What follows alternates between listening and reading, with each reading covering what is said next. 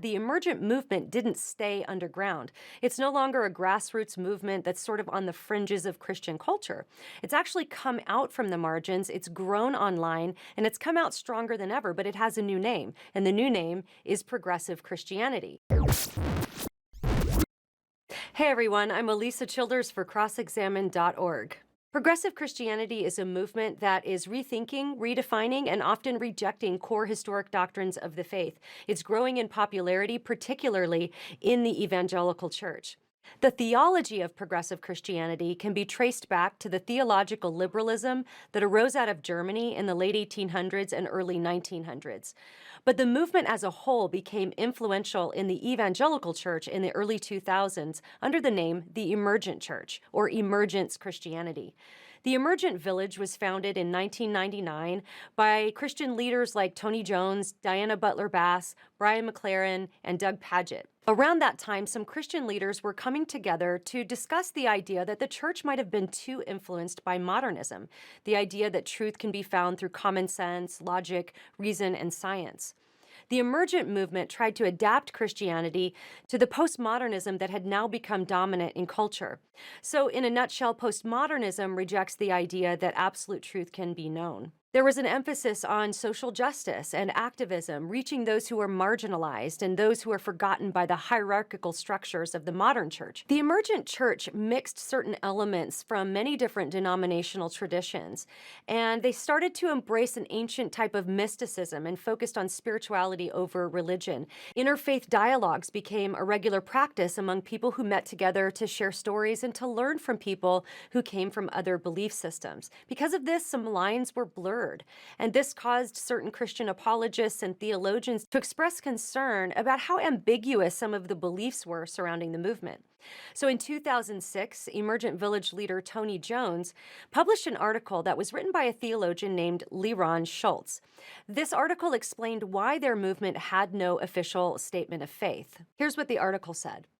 Emergent aims to facilitate a conversation among persons committed to living out faithfully the call to participate in the reconciling mission of the biblical God. A statement of faith tends to stop conversation. Too often they create an environment in which real conversation is avoided out of fear that critical reflection on one or more of the sacred propositions will lead to excommunication from the community. So historically, Christians have viewed good works and acts of justice to be fruit of our faith, fruit of our convictions.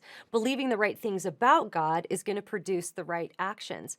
But in the emergent church, this was kind of flipped on its head. So things like community, friendship, justice, and unity became the foundation upon which the Christian faith was built.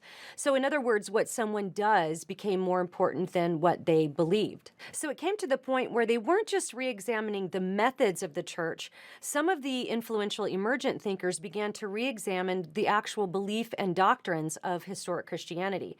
So they weren't just questioning methods, traditions, practices, and philosophical approaches. They were also casting doubt on essential Christian doctrines themselves. Now, today, the term emergent isn't used very often, which has led many Christians to think the movement is dead, that it was just sort of a blip on the radar of Christian history.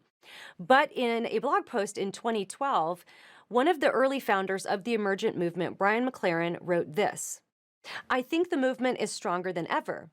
In evangelical and charismatic circles, many evangelical charismatic gatekeepers have successfully driven the emergent conversation underground. My sense is that more and more of us who are deeply involved with emergence Christianity are simply talking about God, Jesus, the Bible, mission, faith, spirituality, and life, and doing so from a new and fresh perspective, but not using the E word so much. Sometimes it's the word missional that works. Sometimes it's progressive. Sometimes it's a new kind of. It goes under a lot of labels." So historically, what ended up happening is that the emergent movement didn't stay underground. It's no longer a grassroots movement that's sort of on the fringes of Christian culture.